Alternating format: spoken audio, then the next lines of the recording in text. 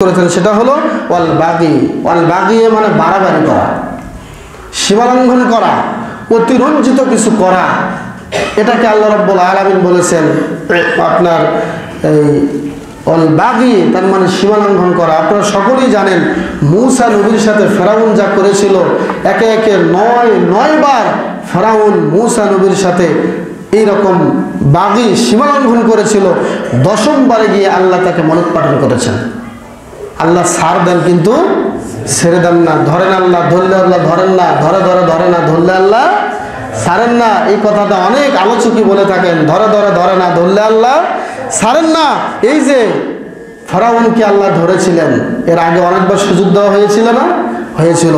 ফেরাউনকে আল্লাহ ছেড়ে দেন না। এই জন্য আল্লাহ বলেছেন ওয়াকাতিলু ফি সাবিলিল্লাহিল্লাযীনা ইউকাতিলুনাকুম ওয়ালা তা'তাদু ইন্নাল্লাহা লা ইউহিব্বুল মু'তাদিন। যুদ্ধের ময়দানেও আল্লাহ রাব্বুল আলামিন বলেছেন খবরদার, খবরদার, যুদ্ধের ময়দানেও তোমরা সীমালঙ্ঘন করো না। ওয়াকাতিলু ফি সাবিলিল্লাহিল্লাযীনা ইউকাতিলুনাকুম, তোমরা তাদের সাথে ওই রকম বিধর্মীদের সাথে, বেঈমানদের সাথে যুদ্ধ করো যারা তোমাদের সাথে যুদ্ধ করতে চায়, কিন্তু মনে রেখো ওয়ালা তা'তাদু, সীমালঙ্ঘন করো না। নিশ্চয়ই আল্লাহ সীমালঙ্ঘনকারীকে পছন্দ করেন না।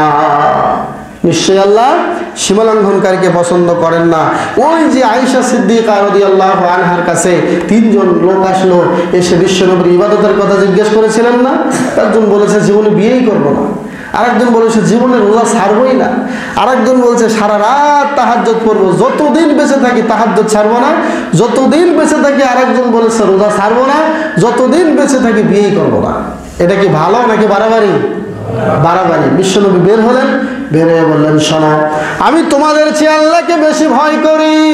আমি নবী বিয়ে করেছি, আমি নবী রাত্রে ইবাদত করি আবার ঘুমাই, আমি রোজা রাখি এবং রোজা ছেড়েও দেই। এই 3টি কাজ হলো আমার সুন্নাত। ভামান রাগিবা আন সুন্নতি, যে আমার সুন্নাত পালন করতে অনাগ্রহ প্রকাশ করবে, বাড়াবাড়ি করবে, মনে রেখো ফালাইসা মিন্নি, ওই ব্যক্তি আমি নবী আমার উম্মত হতে পারবে না। সুবহানাল্লাহ। তাহলে কোনো কিছুতে বাড়াবাড়ি আল্লাহ কি করেন না? পছন্দ করেন না। প্রিয় ভাইয়েরা আমার, তাহলে কয়টি আদেশ? 3টি আদেশ। আর কয়টি নিষেধ? 3টি নিষেধ। শেষে আল্লাহ বলেছেন ইয়াইযুকুম লাআল্লাকুম তাযাক্কারুন, আল্লাহ তোমাদেরকে এতক্ষণ ওয়াজ করলেন, নসিহত করলেন, যাতে করে তোমরা নসিহত গ্রহণ করো। সুবহানাল্লাহ।